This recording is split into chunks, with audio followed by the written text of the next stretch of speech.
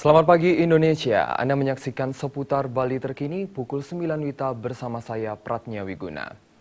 Pemirsa, berinvestasi tidak selalu dalam bentuk tabungan maupun logam mulia. Dalam berinvestasi, calon investor harus rajin memantau kinerja investasi secara berkala.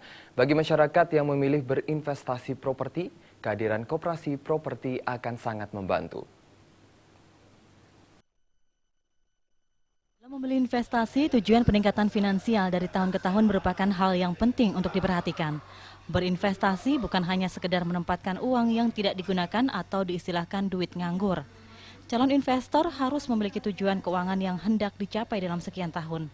Koperasi properti mengajak masyarakat memahami cara berinvestasi dengan baik.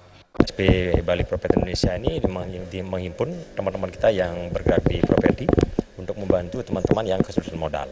Jadi ini satu-satunya koperasi properti khusus di Bali yang kita bangun ya baru 3 bulan, tetapi anggota kita sudah mencapai 500 orang.